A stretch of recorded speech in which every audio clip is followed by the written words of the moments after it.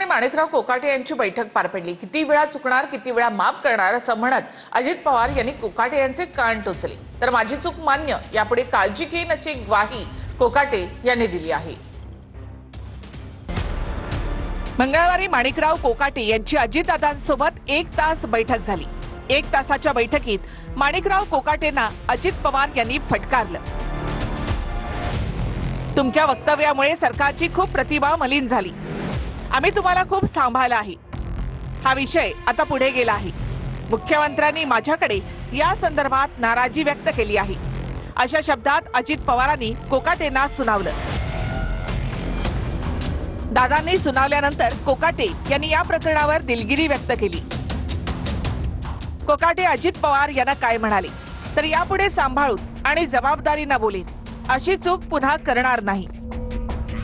कोकाटे यांचे कार्यकर्तेही अजित पवारांच्या भेटीसाठी गेले होते। कोकाटेंचा राजीनामा घेऊ नका अशी विनंती कार्यकर्त्यांनी केली। त्या कार्यकर्त्यांना सुद्धा अजित पवार यांनी चांगलंच फटकारलं। कोकाटे यांच्या कार्यकर्त्यांना दादा काय म्हणाले ते आपण पाहूया। तर कोकाटेंनी बोलताना भान ठेवायला हवं होतं।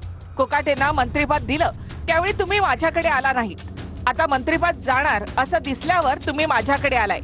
हा विषय आता माझ्या हातात नाही। कोकाटे दिलगिरीनंतर मंत्रिमंडळाच्या बैठकीला गेले, त्यामुळे कोकाटेंचा राजीनामा घेतला जाणार नाही हे स्पष्ट झालं। मंत्रिमंडळ बैठकीनंतर मुख्यमंत्र्यांनी वादग्रस्त मंत्र्यांना अखेरची संधी असल्याचं म्हटलं। बैठकीनंतर कोकाटे यांचं मौन बघायला मिळालं।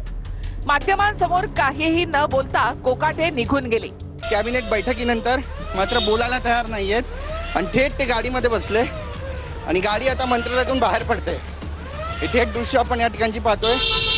माणिकराव कोकाटे काही बोलायला तयार नाहीये, चेहऱ्यावर स्पष्टपणे तणाव दिसतोय आणि गाड्यांचा ताफा घेऊन माणिकराव कोकाटे आता निघालेले आहेत, फोनवर बोलतायत। सगळी दृश्य आपण या ठिकाणी पाहतोय।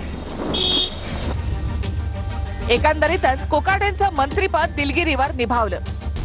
सामान्य लोकांच्या भाषेत कोकाटेंना अखेर शनी पावला।